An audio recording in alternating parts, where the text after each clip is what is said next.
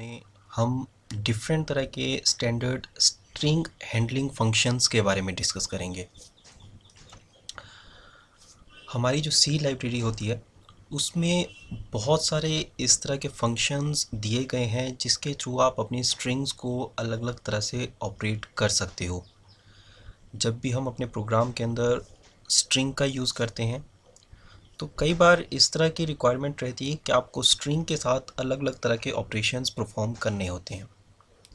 जैसे कि आप दो स्ट्रिंग्स को आपस में कंपेयर करना चाहते हो, एक स्ट्रिंग को एक लोकेशन से किसी दूसरी लोकेशन पे कॉपी करना चाहते हो, या दो डिफरेंट स्ट्रिंग्स को आप आपस में कंबाइन करना चाहते हो, या आप अपनी स्ट्रिंग के जितने भी करेक्टर्स हैं आपने एंटर किए हुए उनको आप रिवर्स ऑर्डर में लिखना चाहते हो, आप उनके upper case lower case characters को कन्वर्ट करना चाहते हो। तो इन सभी टास्क के लिए हमारी सी लाइब्रेरी के अंदर अलग अलग तरह के ऑपरेशंस दिए गए हैं। इन फंक्शंस के बिना भी हम डिफरेंट तरह के ऑपरेशंस कर सकते हैं, मगर हमारी जो सी लाइब्रेरी है उसके अंदर ये जो स्ट्रिंग हैंडलिंग फंक्शंस दिए गए हैं ये हमारे ओवरऑल टास्क को बहुत ज़्यादा इजी बना देते हैं। जैसे हमने पहले फंक्शंस में भी डिस्कस किया था कि फंक्शंस आपके प्रोग्रामिंग को ज़्यादा मॉड्यूलर बना देते हैं, ज़्यादा कंफर्टेबल बना देते हैं, ताकि आप किसी भी काम को with laser number of coding कर सको। तो उसी तरह से स्ट्रिंग्स के साथ वर्क करने के लिए भी हमारे पास इसी तरह के कुछ एक फंक्शंस सी लाइब्रेरी के अंदर पहले से ही दिए गए हैं। जब भी आप किसी तरह की स्ट्रिंग के ऊपर कोई ऑपरेशन परफॉर्म करोगे, कोई फंक्शन रन करोगे, तो वो फंक्शंस आपके स्ट्रिंग के इंडिविजुअल करैक्टर्स के ऊपर ऑपरेशन परफॉर्म करेगा। मतलब जब भी आप किसी स्ट्रिंग को कंपेयर कर रहे हो चाहे कॉपी कर रहे हो तो उसके ऊपर बेसिकली जब ऑपरेशन परफॉर्म किया जाएगा तो आपके स्ट्रिंग के करैक्टर्स को वन बाय वन एक्सेस करके ऑपरेशन परफॉर्म किया जाएगा उसके ऊपर। अब जब भी हमें इस तरह के डिफरेंट तरह के फंक्शंस का यूज़ करना होगा अपने सी प्रोग्राम के अंदर, तो उसके लिए एक आपके पास नेसेसिटी रहती है कि आपको हमेशा string.h ये एक आपके पास हेडर फाइल होती है, इसको आपके प्रोग्राम के अंदर इंक्लूड करना होगा। जैसे हम अलग अलग तरह के इनपुट आउटपुट ऑपरेशन परफॉर्म करते हैं तो उसके लिए आप अपने प्रोग्राम में हमेशा stdio.h ये हेडर फाइल आपके प्रोग्राम में स्टार्टिंग में आप इंक्लूड करते हो। सिमिलरली अगर आपको स्ट्रिंग से रिलेटेड अलग अलग तरह के ऑपरेशंस परफॉर्म करने हैं थ्रू फंक्शंस, तो उसके लिए आपको हमेशा ये string.h लाइब्रेरी फाइल, ये हेडर फाइल को आपको इंक्लूड करना पड़ेगा। इस हेडर फाइल के अंदर आपके जितने भी फंक्शंस आप यूज़ करते हो उन सभी को डिफ़ाइन किया गया है कि वो कैसे ऑपरेशन परफॉर्म करेंगे। अगर आप string.h हेडर फाइल को अपने प्रोग्राम में ऐड नहीं करते हो, डायरेक्टली आप फंक्शंस राइट कर लेते हो प्रोग्राम में, तो वो नहीं चल पाएगा। वो आपको एरर किसी तरह का देगा कंपाइल टाइम पे, क्योंकि उसको उस टाइम पे आपके कंपाइलर को ये नहीं मालूम है कि वो फंक्शन कैसे वर्क करेगा। तो उसके लिए आपको हमेशा ये string.h लाइब्रेरी फाइल को आपको ऐड करना होगा। अब आपके पास जो अलग अलग तरह के फंक्शंस दिए गए हैं उसमें फर्स्ट वन आपका जो फंक्शन है that one is your strlen। ये बेसिकली आपकी स्ट्रिंग की लेंथ को फाइंड आउट करने के लिए यूज़ किया जाता है। आप कोई भी स्ट्रिंग लेते हो, उस स्ट्रिंग के अंदर आप कितने नंबर ऑफ़ करैक्टर्स एंटर करते हो, जितने भी आपके स्ट्रिंग के अंदर नंबर ऑफ़ करैक्टर्स होंगे ये उसकी वैल्यू को रिटर्न करेगा। जब भी आप स्ट्रिंग के करैक्टर को काउंट करोगे with the help of strlen, तो उसमें आपका जो नल करैक्टर है इसका काउंट नहीं किया जाएगा। आपका जो टर्मिनेटेड करैक्टर होता है उसको छोड़ दिया जाता है। उसके अलावा जितने भी आपके करैक्टर्स होते हैं उन सभी को आपका स्ट्रिंग लेंथ फंक्शन काउंट करेगा। आपका जो स्ट्रिंग लेंथ फंक्शन होता है ये हमेशा आपको एक पॉजिटिव इंटीजर वैल्यू रिटर्न करेगा, क्योंकि जब भी आपके करैक्टर आप काउंट करोगे, आइदर आपने किसी तरह की अगर स्ट्रिंग एंटर नहीं की है तो वहाँ पे 0 करैक्टर होंगे, अगर आप 1 करैक्टर एंटर करते हो तो वहाँ पे आपके पास 1 होगा। तो इस हिसाब से आपके पास हमेशा जो है आपके प्रोग्राम की जो आउटपुट आएगी, आपके स्ट्रिंग लेंथ फंक्शन की जो आउटपुट आएगी, उसमें आपके पास पॉजिटिव इंटीजर वैल्यूज़ रहेंगी। तो आपका स्ट्रिंग लेंथ फंक्शन हमेशा आपको एक पॉजिटिव इंटीजर वैल्यू रिटर्न करके देगा। अब अगर आप अपने प्रोग्राम में स्ट्रिंग लेंथ फंक्शन का यूज़ करने चाहते हो तो उसको लिखने का तरीका कुछ इस तरह से रहेगा। यहाँ पे आप एक वेरिएबल दे रहे हो, आपका जो लेफ़्ट साइड होगा इसमें आप जो वेरिएबल दोगे ये हमेशा आपका इंटीजर टाइप का होगा, क्योंकि आप जब स्ट्रिंग लेंथ फंक्शन यूज़ करोगे तो ये बेसिकली आपको एक पॉजिटिव इंटीजर वैल्यू आउटपुट करेगा, नंबर ऑफ़ कैरेक्टर्स काउंट करेगा। तो नंबर ऑफ़ कैरेक्टर्स को अगर आप अपने प्रोग्राम में यूज़ करना चाहते हो तो आपको वो नंबर ऑफ़ कैरेक्टर्स अगर कहीं स्टोर करने हैं तो उसको आप सिर्फ और सिर्फ अपने इंटीजर वेरिएबल के अंदर ही स्टोर कर सकते हो। तो इसलिए हम हमेशा x assign string length s, x यहाँ पे आपके पास एक इंटीजर वेरिएबल है और s यहाँ पे हमारे पास स्ट्रिंग है। तो इस केस में अगर सपोज़ आपके पास इस तरह की कोई स्ट्रिंग आती है जहाँ पे आपके पास s स्ट्रिंग है जिसके अंदर आपने हिमाचल स्टोर किया है, अगर आप इसकी आउटपुट लोगे थ्रू स्ट्रिंग लेंथ तो इसमें आपको str लेंथ आएगी, दैट वन इज योर 8। आपके इसके अंदर 8 करेक्टर हैं और इसके लास्ट में एक टर्मिनेटिंग करेक्टर होगा। तो जब भी आप स्ट्रिंग लेंथ कैरेक्टर यूज़ करोगे, स्ट्रिंग लेंथ फंक्शन यूज़ करोगे तो उसमें आपको नंबर ऑफ़ करेक्टर्स काउंट किए जाएंगे, जो आपका टर्मिनेटिंग करेक्टर होगा उसको छोड़ दिया जाता है। अब इसी को हम प्रोग्राम के साथ देख लेते हैं।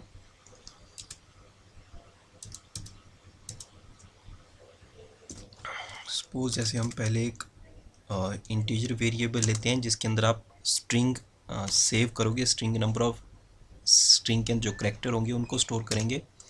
आफ्टर दैट हम यहाँ पे एक स्ट्रिंग डिफाइन करते हैं, इसको वैल्यू इनिशियलाइज करते हैं, जैसे हिमाचल ही लिखते हैं हम, इनिशियलाइज कर दी। आफ्टर दैट अब हम यहाँ पे जो आपके नंबर ऑफ़ करेक्टर्स हैं उनको फाइंड आउट करेंगे। तो x असाइन strlen पैरेंथेसिस और पैरेंथेसिस के बीच में आप लिखते हो स्ट्रिंग का नाम, इस तरह से। अब हम x की वैल्यू आउटपुट कर लेंगे, printf the length of string is %d and यहाँ पे x। इसको एग्जीक्यूट करते हैं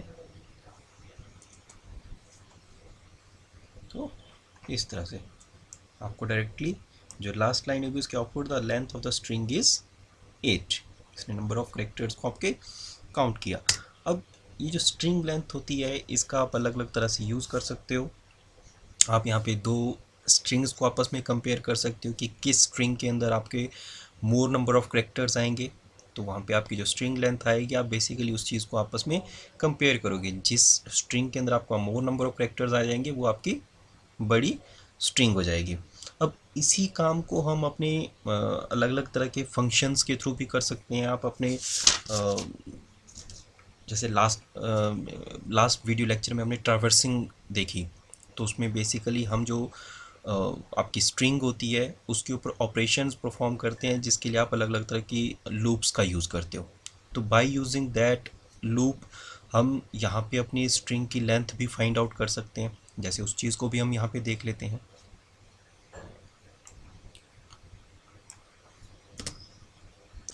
पहले हम एक स्ट्रिंग डिफाइन करते हैं, इसको वैल्यू भी असाइन कर लेते हैं हम यहाँ पे, जैसे सेम हिमाचल। नेक्स्ट अब हमें यहाँ पे जो आपके करेक्टर्स हैं इनको काउंट करना है, तो उसके लिए हम यहाँ पे वेरिएबल ले लेते हैं। First one is your count, उसको वैल्यू असाइन कर लेते हैं 0, और एक आपके लूप के लिए हम वेरिएबल ले लेते हैं। आफ्टर दैट यहाँ पे हम फॉर लूप यूज़ करेंगे, for i equal to 0, then we will see i string के हम 1 बाय 1 एक एक करेक्टर को एक्सेस करेंगे। अगर आपका स्ट्रिंग का जो करेक्टर है that will not equal to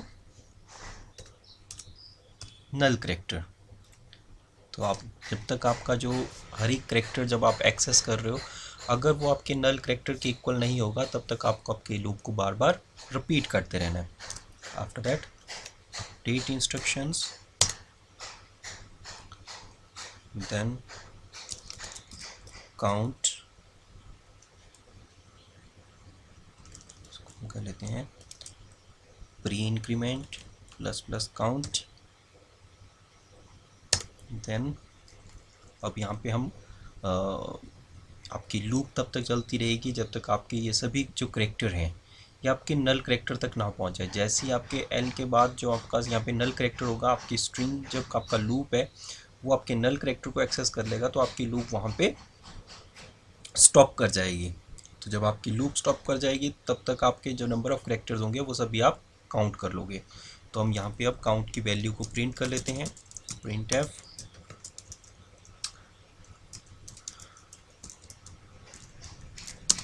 length of the string is %d,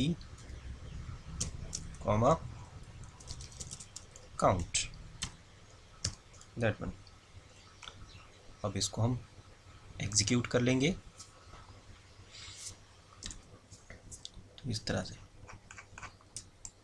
इसमें आपके पास जो नंबर ऑफ स्ट्रिंग की लेंथ थी दैट वन इज योर 8. इसमें बेसिकली आपकी फॉर लूप जब एग्जीक्यूट हुई तो इसमें फर्स्ट आपका करेक्टर आई की वैल्यू 0 थी, तो S0 जैसे हम एरे से एक्सेस करते हैं वैल्यूज़ को, वैसे ही हम स्ट्रिंग से भी अपनी वैल्यूज़ को एक्सेस कर सकते हैं. तो S0 प्लेस के ऊपर जो आपके पास वैल्यू होगी उसको एक्सेस किया गया, तो S0 प्लेस के ऊपर आपके पास यहाँ पे H, तो H को फिर कंपेयर किया गया.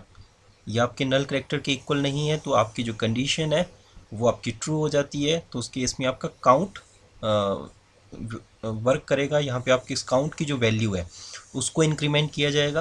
आपकी काउंट की वैल्यू इंक्रीमेंट होगी. आफ्टर दैट आपका जो लूप है उसकी वैल्यू को इंक्रीमेंट किया जाएगा. आई की वैल्यू को इंक्रीमेंट किया गया, वो आपके पास होगी 1. फिर आपका S1 प्लेस के ऊपर जो करेक्टर है उसको देखा गया. आई भी आपका नल करेक्टर के इक्वल नहीं है. कंडीशन आपकी ट्रू होती है. आपकी काउंट की वैल्यू को फिर से इंक्रीमेंट किया गया. अब आपका फर्स्ट टाइम काउंट हुआ तो 1 था, अब सेकेंड टाइम काउंट हुआ आपके 2 बन गया. लूप ख़त्म हुई, सॉरी आपकी लूप की एक आइट्रेशन ख़त्म होती है. आपकी आई की वैल्यू को इंक्रीमेंट किया गया. अब आई की वैल्यू आपके पास 2 हो गई. तो आई की वैल्यू 2 होती है तो इस प्लेस के ऊपर आपके पास है एम फिर से आपका नल करेक्टर के इक्वल नहीं है. फिर से आपका अंदर आया, आपका काउंट को इंक्रीमेंट किया गया. अब ये काउंट हो गया आपके पास 3. फिर से अगेन आई की वैल्यू को इंक्रीमेंट किया गया. फिर से आपका नेक्स्ट करेक्टर एक्सेस किया गया. आपकी कंडीशन ट्रू होती है, आपका काउंट को इंक्रीमेंट किया जाएगा. अब ये चीज़ आपकी तब तक चली रहेगी जब तक आप अपने नल करेक्टर पे ना पहुंच जाओ. इसके बाद स्ट्रिंग के अंदर ऑटोमेटिकली ही एक नल करेक्टर होता है. जैसे ही आपका फॉर लूप यहाँ पे नल करेक्टर को एक्सेस करेगी तो आपकी ये वाली जो कंडीशन है ये आपके पास फॉल्स हो जाएगी. जैसे ये फॉल्स हो जाएगी, आपकी लूप की जो आइट्रेशन है वो वहाँ पे टर्मिनेट हो जाएगी, आपकी स्टॉप कर जाएगी, और आपकी नेक्स्ट स्टेटमेंट जो आपके प्रोग्राम के अंदर है वो यहाँ पे प्रिंट हो जाएगी. तो यहाँ पे हम length of the string is %d, और यहाँ पे हम जो वैल्यू आउटपुट ले रहे हैं वो हम इस काउंट की ले रहे हैं. तो जितनी बार आपका ये लूप चलेगा ये आपका काउंट फंक्शन, आपका ये काउंट की जो वैल्यू है इसको उतनी ही बार यहाँ पे इंक्रीमेंट किया जाएगा. तो यहाँ पे आपकी काउंट की जो वैल्यू बनेगी दैट वन इज योर 8.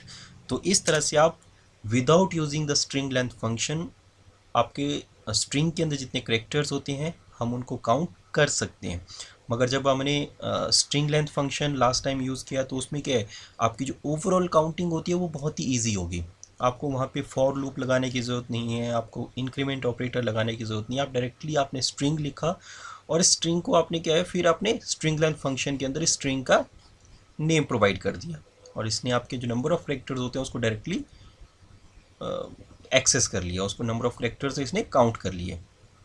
तो इस तरह से आपके by using different string length functions हमारा जो काम है करेक्टर्स को काउंट करने का वो काफ़ी ईजी हो जाता है.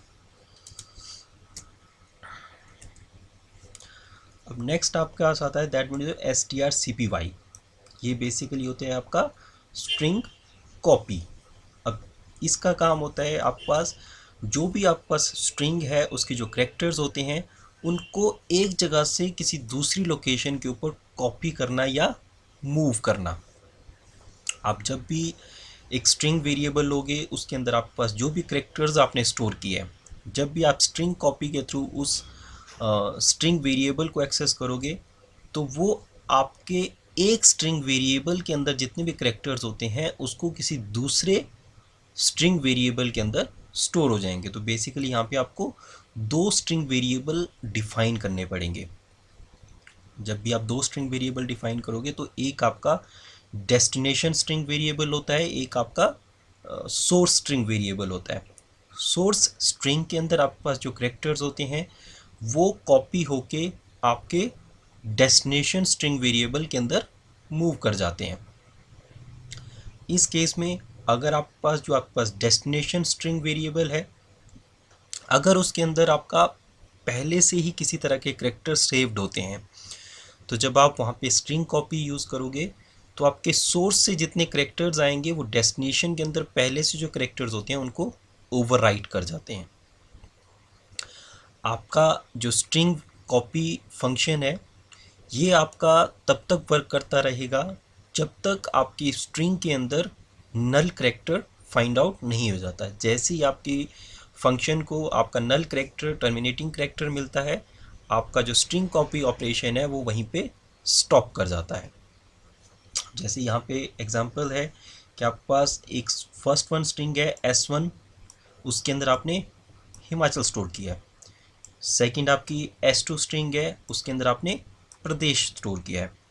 जब आप स्ट्रिंग कॉपी फंक्शन का यूज़ करोगे तो यहाँ पे इसको लिखने का तरीका होता है that means your str-cpy parenthesis के बीच में S1 S2। यहाँ पे आपकी जो फर्स्ट वाली स्ट्रिंग होती है S1 ये आपकी डेस्टिनेशन स्ट्रिंग है और आपकी जो S2 होती है ये आपकी सोर्स स्ट्रिंग है। तो बेसिकली S2 स्ट्रिंग के अंदर जो करेक्टर्स होंगे वो आपके मूव कर जाएंगे आपके S1 स्ट्रिंग के अंदर, और S1 स्ट्रिंग के अंदर आपने जो पहले से करेक्टर स्टोर किए होंगे वो अब रिप्लेस हो जाएंगे। आफ्टर दैट हम आपकी जो S1 स्ट्रिंग है इसको स्क्रीन के ऊपर आउटपुट ले रहे हो पुट्स फंक्शन के थ्रू, तो आपकी जो आउटपुट आएगी दैट मीन्स योर प्रदेश, जबकि S1 के अंदर आपके पास पहले था हिमाचल। जब आपने कॉपी किया तो S2 के जो करेक्टर थे उसने S1 के करेक्टर्स को रिप्लेस कर दिया, तो उसकी जगह आपके पास रहेगा सिर्फ यहाँ पे प्रदेश। इसको प्रोग्राम के थ्रू देख लेते हैं।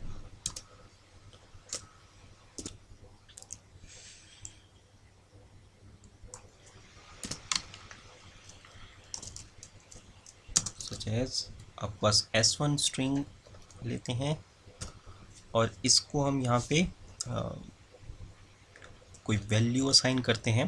जैसे हम यहाँ पे ले लेते हैं हेलो।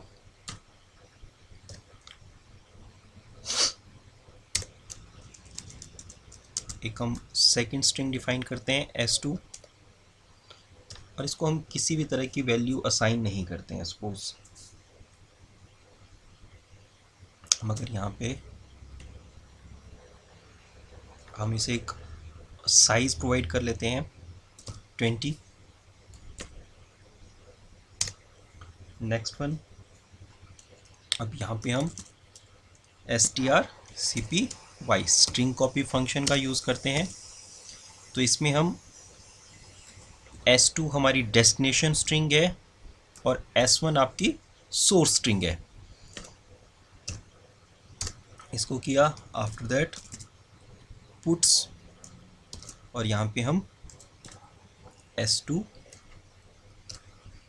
प्रिंट कर लेते हैं। अब इसे एग्जीक्यूट करते हैं।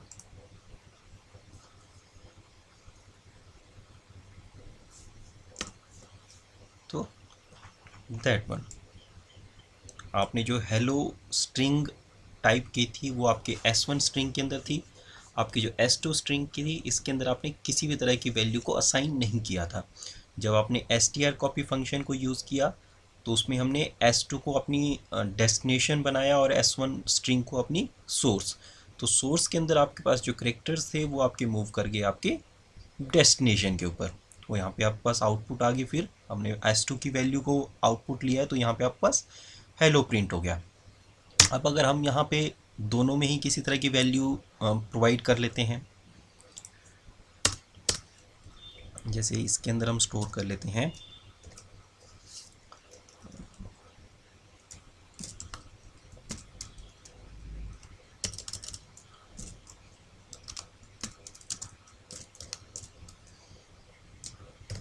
Good bye. तो अब यहाँ पे हम क्या कर रहे हैं, बाय यूजिंग स्ट्रिंग। अब str आपके जो स्ट्रिंग 2 है इसके अंदर आपने गुड बाय स्टोर किया है। अब यहाँ पे हम स्ट्रिंग कॉपी का यूज़ कर रहे हैं। तो स्ट्रिंग कॉपी के केस में s2 आपकी जो ये स्ट्रिंग 2 है ये आपकी डेस्टिनेशन है, s1 आपकी सोर्स है। तो बेसिकली आपका जो हेलो होगा वो मूव कर जाएगा आपके s2 के ऊपर आपने, और यहाँ पे जो आपने गुड बाय स्टोर किया है s2 स्ट्रिंग के अंदर ये इस चीज़ को रिप्लेस कर देगा। लेट अस सी, तो दैट वन, ठीक है। अब आपके यहाँ पे s2 के अंदर तो आपने स्टोर किया था गुड बाय, मगर जब आपने कॉपी किया तो बेसिकली s1 की जो स्ट्रिंग थी इसने आपके s2 की स्ट्रिंग को रिप्लेस कर दिया और आपके पास s2 के अंदर फिर से आपके पास हेलो आ गया। तो इस तरह से जब आप स्ट्रिंग कॉपी फंक्शन का यूज़ करते हो तो ये आपकी डेस्टिनेशन के अंदर पहले से अगर किसी तरह के करैक्टर सेव्ड होते हैं उनको रिप्लेस करके नई स्ट्रिंग के करैक्टर से मूव कर जाता है। अब इसी स्ट्रिंग कॉपी टास्क को हम without using string copy function देखते हैं कैसे किया जा सकता है। फिर से हम ट्रैवर्सिंग ऑपरेशन यूज़ करेंगे, उसके थ्रू ही हम यहाँ पे अपनी स्ट्रिंग के जो करैक्टर्स हैं उनको किसी दूसरी स्ट्रिंग के अंदर कॉपी कर सकते हैं। तो जैसे हमारे पास फर्स्ट स्ट्रिंग अवेलेबल है,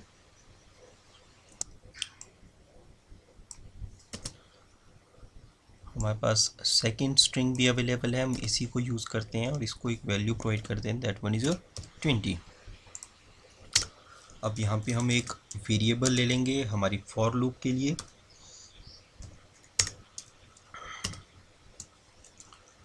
नेक्स्ट वन, अब हम यहाँ पे फॉर लूप का यूज़ करेंगे for I assign 0 s ith element not equal to null character i plus plus. अब इस केस में सॉरी यहाँ पे s1 होगा, हम फर्स्ट स्ट्रिंग के करेक्टर को एक्सेस कर रहे हैं, by accessing the first string character हम इन्हें मूव कर रहे हैं।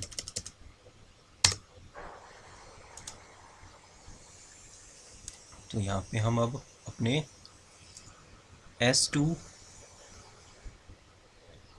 i assign s1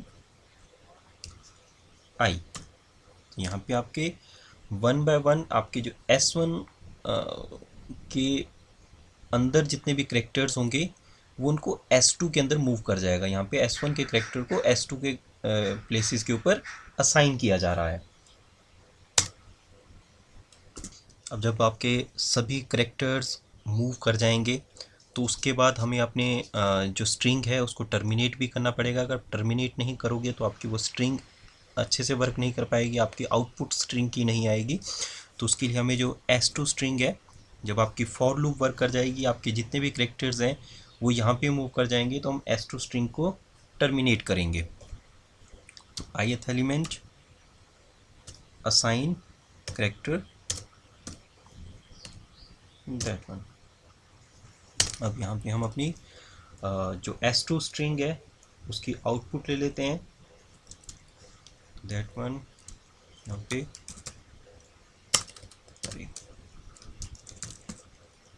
printf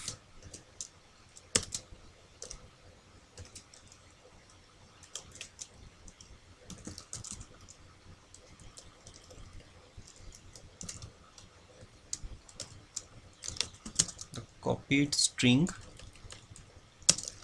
is %s S.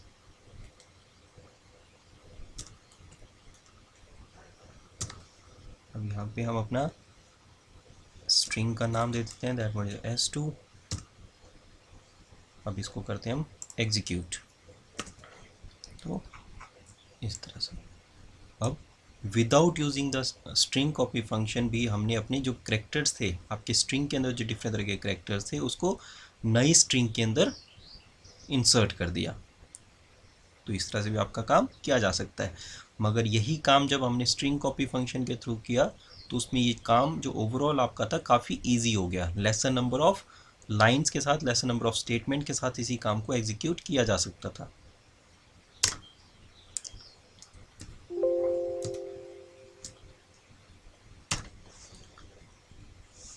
हमारे पास फंक्शन है, that one is your strcmp।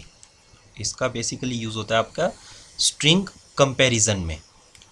कई बार आपके प्रोग्राम में इस तरह की रिक्वायरमेंट रहती है कि आपको दो स्ट्रिंग के अंदर जो डिफरेंट तरह के कंटेंट्स अवेलेबल होते हैं उनको कंपेयर करने की ज़रूरत होती है। तो ऐसी सिचुएशंस में हम अपना स्ट्रिंग cmp फंक्शन का यूज़ किया जा सकता है। जब भी आप दो स्ट्रिंग्स को आपस में कंपेयर करते हो तो आपका जो कंपैरिजन है वो बेसिकली आपके कॉरस्पॉन्डिंग करैक्टर्स के ऊपर वर्क करेगा।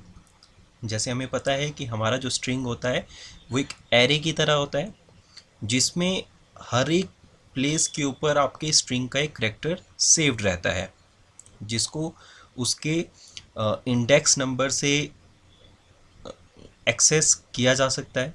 तो जब भी आप स्ट्रिंग कंपैरिजन करोगे तो उसके कॉरस्पॉन्डिंग करैक्टर्स जो होंगे, जैसे आपके पास फर्स्ट स्ट्रिंग है उसका सेकंड प्लेस के ऊपर जो करैक्टर होगा उसको आपके सेकंड स्ट्रिंग के सेकंड प्लेस के ऊपर जो करैक्टर होगा उसी के साथ कंपेयर किया जाएगा।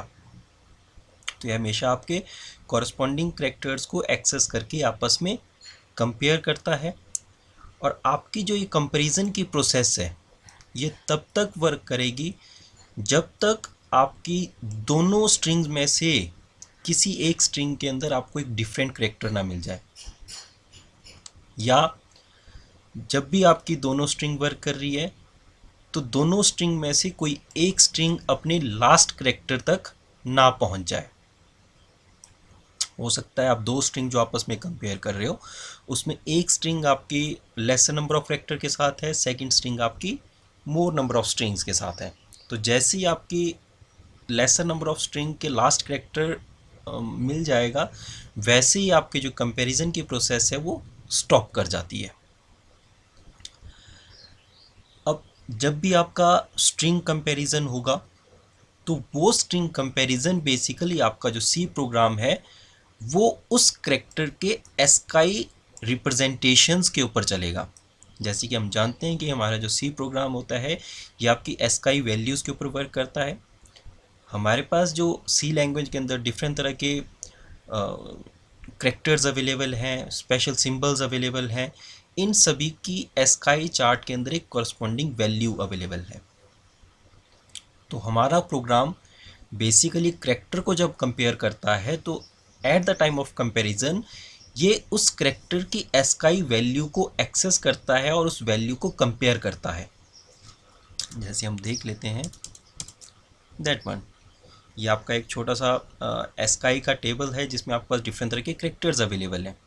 अगर इसमें आप देखोगे जैसे आपका कैपिटल ए होता है, इसकी जो एस्काई वैल्यू रहती है दैट वन इज 65।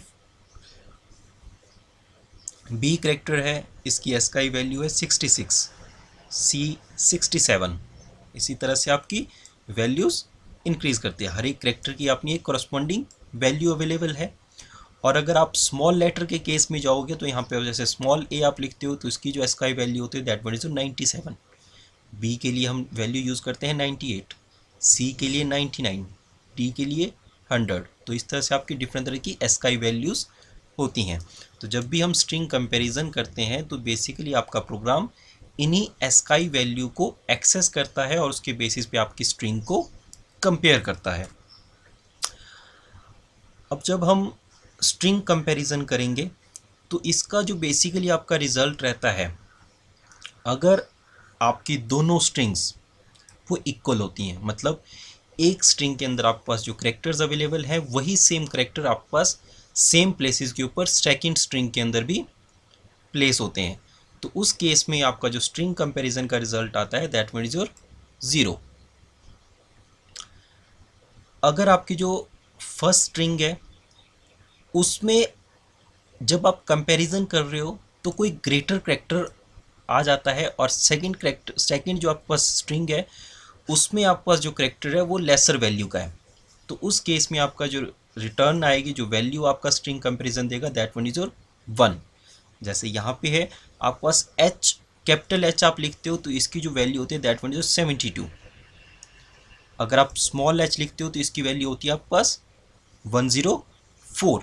तो अगर आपकी जो फर्स्ट स्ट्रिंग है उसमें आपके पास स्टोर है स्मॉल एच और जो आपकी सेकंड स्ट्रिंग है उसके अंदर आपने स्टोर किया है कैपिटल एच, तो यहाँ पे आपका कैपिटल एच है that one is your 72, small H is your 104। तो बेसिकली आपका 72 104 से लेसर है, तो यहाँ पे आपके पास कैपिटल एच आपका स्मॉल एच से लेसर होगा।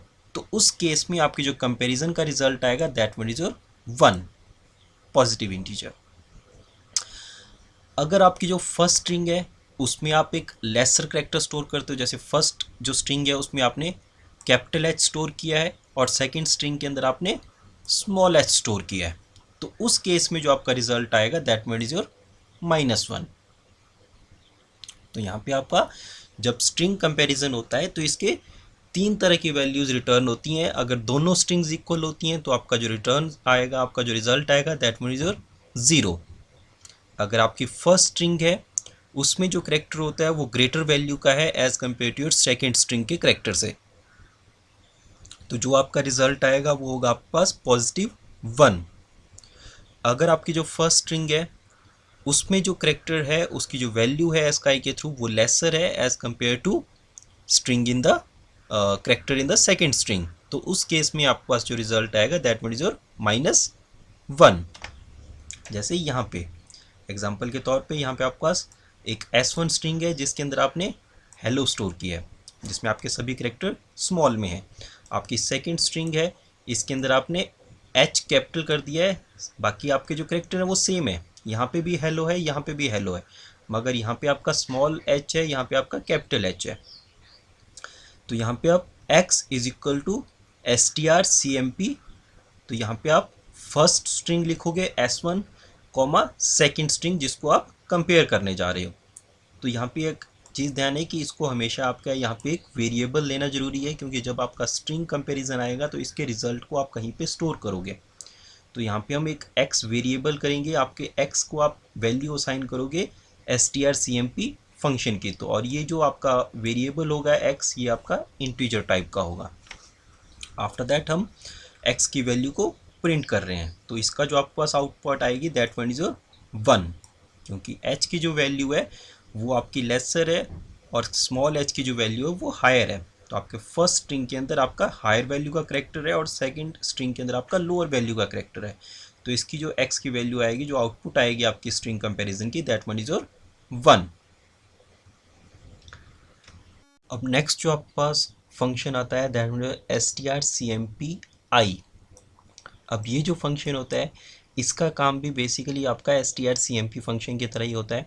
ये भी आपके 2 स्ट्रिंग्स के कंपैरिजन में यूज़ किया जाता है, मगर इस केस में आपके पास एक डिफरेंस रहता है कि यहाँ पे अगर आपकी स्ट्रिंग के अंदर किसी तरह का केस डिफरेंस मिलता है तो उसको ये आपका इग्नोर कर देता है। जैसे आपके लास्ट केस में था, हमने यहाँ पे एक हेलो लिखा है एक स्मॉल h के साथ, दूसरा आपका कैपिटल H के साथ। तो यहाँ पे अगर आप strcmpi यूज़ करोगे, लास्ट केस में जब हमने कंपैरिजन किया तो उसका रिजल्ट आपके पास 1 आया, क्योंकि आपके पास small h is greater than capital H, ज़्यादा वैल्यू का था।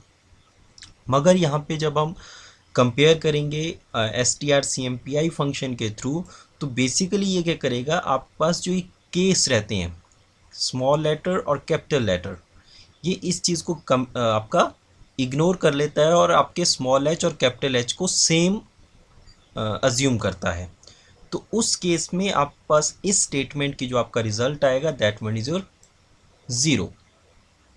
तो बेसिकली ये आपके जो केसेस आपके स्ट्रिंग के अंदर अवेलेबल होते हैं, ये उस चीज़ को इग्नोर कर लेता है। इस एच की जगह अगर आपने कोई दूसरा लेटर लिखा होता तो उस केस में इसका जो रिजल्ट है वो 1 या -1 आ सकता था, डिपेंडिंग अपॉन कि आप किस तरह का लेटर लेके चल रहे हो, वो आपका हायर वैल्यू का है या लोअर वैल्यू का है इन द एस्काई टेबल। मगर यहाँ पे अगर केस आएंगे तो केस के केस में ये उन दोनों लेटर्स को सेम अज्यूम कर लेता है। यही आपका डिफरेंस है STR-CMP IR STR-CMP में। दोनों का जो काम होता है वो आपकी दो स्ट्रिंग्स को कंपैरिजन का लिए होता है। मगर अगर आप STR-CMP यूज़ करोगे तो वहाँ पे अगर आपका एक लेटर कैपिटल में होता है और दूसरा स्मॉल में होता है तो दोनों को डिफरेंट अज्यूम किया जाता है। मगर जब आप STR-CMP-I यूज़ करोगे तो इसमें आपका जो केस डिफरेंस होता है उस चीज़ को इग्नोर करके दोनों लेटर्स को सेम अज्यूम किया जाता है। नेक्स्ट जो आपके पास फंक्शन आता है that one is your STR-CAT। ये होता है आपका कनकैटिनेशन। कनकैटिनेशन का बेसिकली काम होता है दो स्ट्रिंग्स को आपस में अटैच करने का। जब भी आप अपना STR-CAT फंक्शन यूज़ करोगे तो इसमें बेसिकली आपकी जो सेकेंड स्ट्रिंग होती है उसको at the end of first string ये अपेंड कर लेता है, कॉपी कर लेता है। मगर ये आपके STR कॉपी जो स्ट्रिंग कॉपी फंक्शन था उससे डिफरेंस रहता है। STR-CPY जो हमने फंक्शन किया, स्ट्रिंग कॉपी फंक्शन हमने जो यूज़ किया, उस केस में आपकी जो डेस्टिनेशन स्ट्रिंग होती है उसके अंदर जो करैक्टर्स अवेलेबल होते हैं वो सोर्स स्ट्रिंग के करैक्टर से रिप्लेस हो जाते हैं। मगर यहाँ पे आपका हम दो स्ट्रिंग्स को आपस में कंबाइन करते हैं, तो उसमें आपके पास जो आपकी डेस्टिनेशन स्ट्रिंग्स है उसमें अगर पहले से किसी तरह के करैक्टर्स अवेलेबल हैं वो भी रहेंगे, और आपके पास जो नई सेकेंड स्ट्रिंग है जहाँ से आप आपकी जो सोर्स स्ट्रिंग है जहाँ से आप करैक्टर्स को कॉपी कर रहे हो वो करैक्टर्स भी आपके डेस्टिनेशन स्ट्रिंग के अंदर मूव कर जाएंगे। अब जब भी हम अपना कॉन्कैटिनेशन परफॉर्म करेंगे किसी स्ट्रिंग के ऊपर तो जो आपकी रिजल्टिंग स्ट्रिंग होगी इसकी जो लेंथ होती है that will be the total of both the strings. आपके पास दो स्ट्रिंग्स हैं उसके अपनी डिफरेंट लेंथ है। जैसे आपके पास फर्स्ट स्ट्रिंग है उसमें आपके पास 7 कैरेक्टर्स अवेलेबल हैं, सेकेंड स्ट्रिंग है उसमें आपके पास 8 कैरेक्टर्स अवेलेबल हैं। तो आफ्टर कॉन्कैटिनेशन जब आपके पास नई रिजल्टेंट स्ट्रिंग आएगी उसकी जो टोटल लेंथ बनेगी that means your 8 + 7 is equal to 15 characters. अब जब हम कॉन्कैटिनेशन परफॉर्म करेंगे तो उसको कुछ लिखने का तरीका इस तरह से रहेगा, जैसे आपके पास स्ट्रिंग 1 है उसके अंदर आप हिमाचल टाइप करते हो, आपकी सेकंड स्ट्रिंग है उसके अंदर आप प्रदेश टाइप करते हो।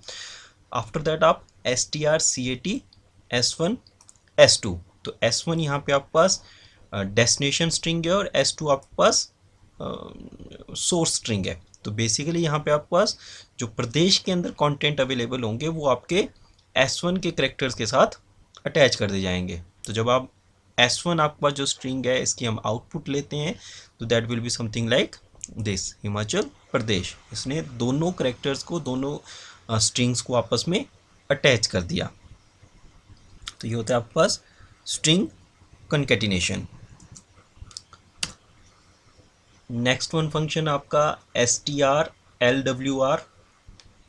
इसका काम बेसिकली होता है आपके स्ट्रिंग के अंदर जितने भी अपर केस लेटर्स होंगे उनको कन्वर्ट करना आपके लोअर केस लेटर्स के अंदर।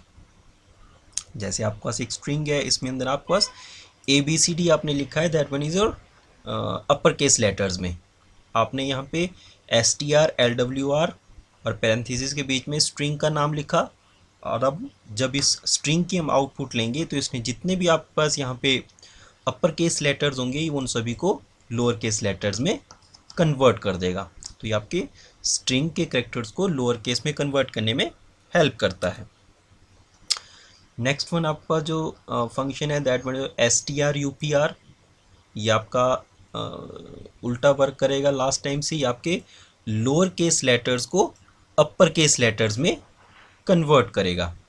लिखने का तरीका आपका वैसे ही रहेगा, आप पहले एक स्ट्रिंग डिफाइन करोगे उसके अंदर आपने वैल्यू इनिशियलाइज करवा दी और यहाँ पे आप लिखोगे STR-UPR और पैरेंथेसिस के बीच में आपका स्ट्रिंग का नेम। आफ्टर दैट आप पुट्स फंक्शन यूज़ कर रहे हो आउटपुट के लिए, तो आपकी जो आउटपुट आएगी दैट मीन्स योर कैपिटल में ABCD। तो इसने जितने लोअर केस करेक्टर्स होंगे उनको अपर केस करेक्टर में कन्वर्ट कर देगा। एंड लास्ट वन आपके पास जो फंक्शन रहता है दैट मीन्स योर strrev। ये बेसिकली आपके जो स्ट्रिंग के करेक्टर्स होते हैं उनको रिवर्स ऑर्डर में कन्वर्ट करने में हेल्प करता है।